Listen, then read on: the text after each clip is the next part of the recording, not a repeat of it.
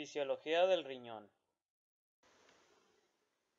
Los riñones son los encargados de la regulación del líquido extracelular en el cuerpo, que se realiza a través de la orina. El par de riñones se encuentra a ambos lados de la columna vertebral, por debajo del diafragma y el hígado.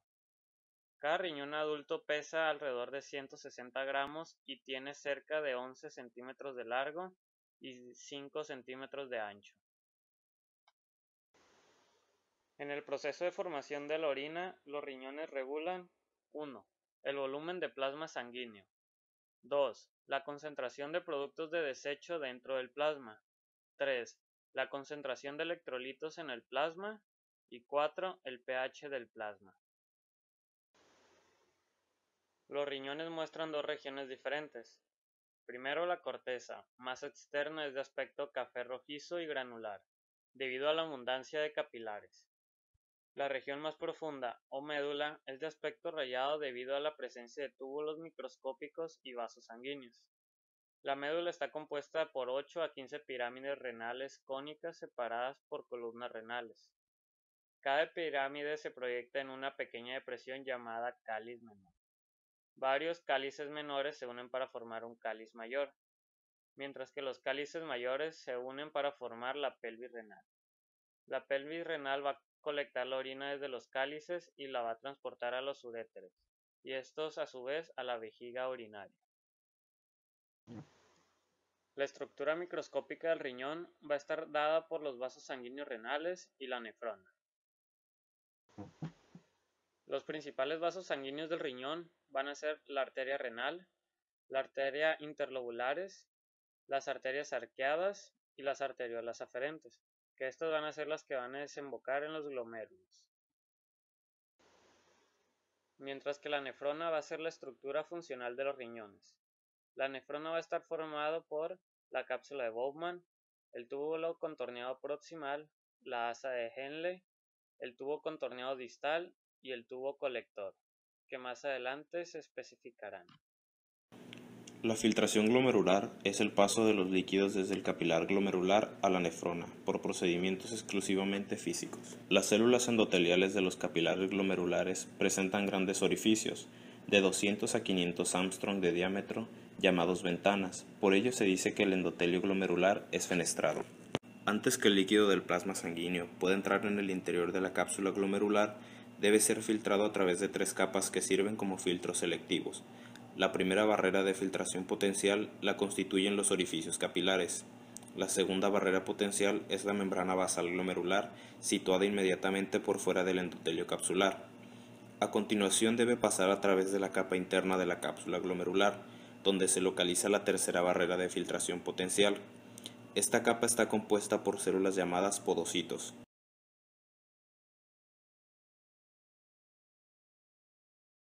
Todos los solutos plasmáticos disueltos pasan con facilidad a través de las 3 barreras de filtración e ingresan al interior de la cápsula glomerular. Sin embargo, las proteínas plasmáticas resultan excluidas del filtrado debido a su gran tamaño y carga negativa neta. El líquido que ingresa en la cápsula glomerular se llama filtrado o ultrafiltrado, debido a que se forma bajo la presión hidrostática.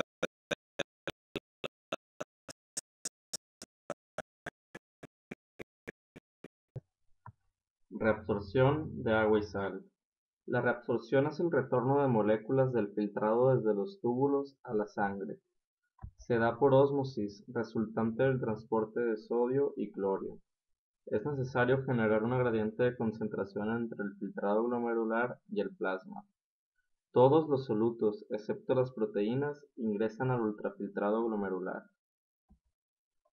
El túbulo contorneado proximal reabsorbe el 65% de sal y agua filtrada, y el asa de Henle el 20%, representando los lugares de mayor absorción. El resto se absorbe en el túbulo contorneado distal y el túbulo colector, el 15%. Se producen 180 litros de ultrafiltrado glomerular al día y los riñones excretan solamente de 1 a 2 litros. Por lo tanto, el 99% del filtrado debe de recuperarse, mientras el 1% es excretado en la orina. Transporte activo y pasivo. Las concentraciones de sodio en el citoplasma de las células epiteliales del túbulo es más baja debido a la escasa permeabilidad de la membrana al sodio. Esto crea una gradiente que favorece la difusión de sodio hacia las células epiteliales del túbulo proximal.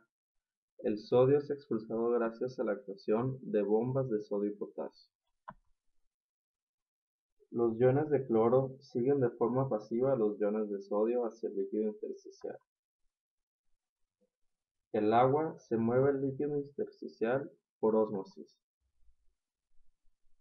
El agua y la sal fueron reabsorbidas y se hallan en condiciones de moverse de forma pasiva hacia los capilares peritubulares y retornar a la circulación sanguínea. Para que el agua se reabsorba por ósmosis es necesario que el líquido intersticial sea hipertónico. La osmolaridad normal en el plasma es de 300 miliosmoles, mientras que en el líquido intersticial va de 1200 a 1400 miliosmoles. La rama ascendente del asa de Henle está compuesta de un segmento grueso que conduce el filtrado al túbulo contorneado distal. Aquí la sal es sacada hacia el líquido intersticial y genera que se produzca un transporte secundario de cloro. El cloro sigue al sodio de forma pasiva. Como el líquido intersticial es hipertónico con respecto al filtrado de la rama descendente, el agua es extraída por ósmosis e ingresa a la sangre de los capilares. El líquido saliente de la rama descendente tiene la misma osmolalidad que el líquido intersticial circundante. Así se crea un sistema multiplicador contracorriente, donde hay una retroacción positiva. Entre más sal saque la rama ascendente, mayor concentración tendrá el líquido de la rama descendente. La concentración del líquido intersticial renal incrementa y esto sirve como fuerza directriz para la reabsorción de agua y sal.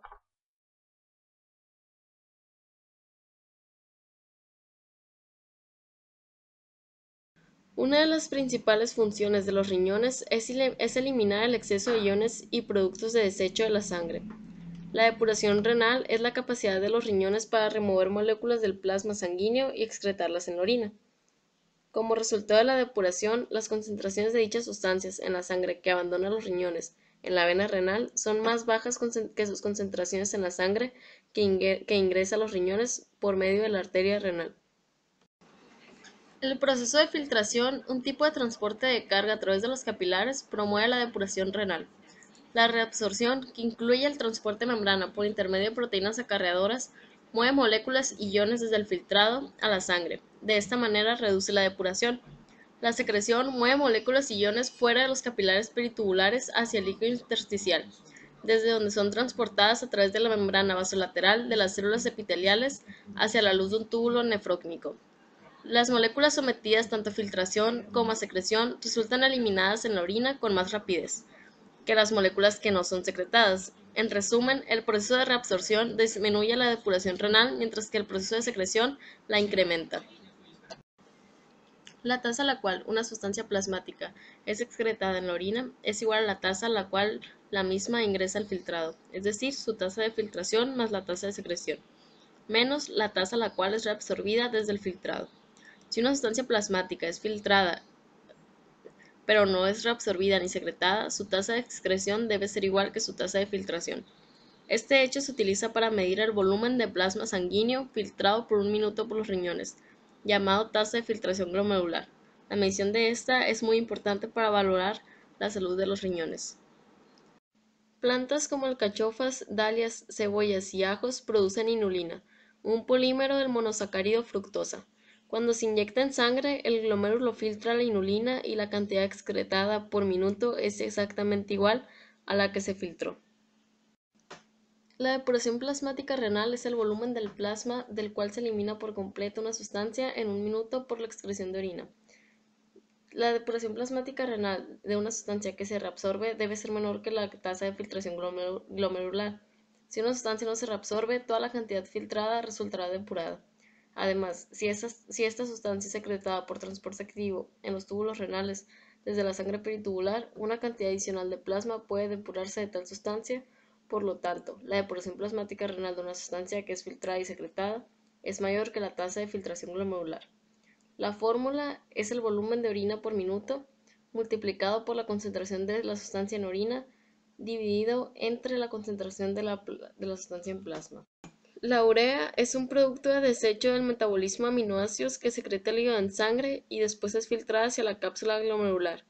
Se utiliza la fórmula de depuración renal para obtener la depuración de urea, donde el volumen de orina es de 2 mililitros por minuto. La concentración de urea en orina es de 7.5 miligramos por mililitro y su concentración en plasma equivale a 0.2 miligramos por mililitro, obteniendo una depuración de urea de 75 mililitros por minuto. Todo el ácido paraminopúrico que ingresa a los canales peritubulares es secretado por acarreadores en el filtrado del túbulo contorneado proximal. Su depuración normal es de 625 mililitros por minuto. El ácido paraminopúrico presente en la sangre que no fue filtrada se secreta desde los capilares peritubulares a la nefrona, de manera que toda la sangre que abandona los riñones está libre de este ácido. Por lo tanto, la depuración de ácido paraminopúrico es igual al flujo sanguíneo renal total. La tasa de filtración glomerular es de 120 mililitros por minuto, por lo tanto se filtra 120 de 625, un 20% del flujo plasmático renal. El 80% restante pasa a la arteriol eferente.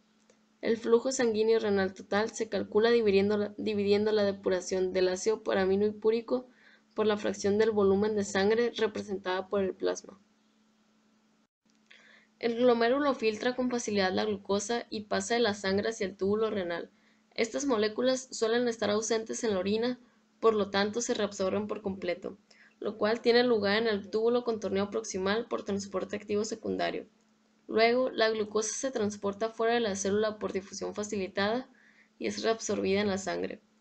El transporte mediado por transportadores adolece de la propiedad de saturación, es decir, cuando la molécula se presenta en concentraciones suficientemente altas, todos los transportadores se ocupan y la tasa de transporte alcanza su valor máximo, conocido como transporte máximo. Cuando la tasa de filtración de glucosa excede el transporte máximo, que es de 375 miligramos por minuto, el exceso de glucosa continúa su transcurso y será excretada en la orina. La glucosuria es una afección en la cual aparece glucosa en la orina. Ocurre cuando a través de los túbulos pasa más glucosa de la que puede reabsorberse. Se presenta cuando la concentración plasmática de glucosa se eleva a 180 a 200 miligramos por 100 mililitros. El umbral plasmático es la concentración plasmática mínima de una sustancia de la que resulta su excreción en orina.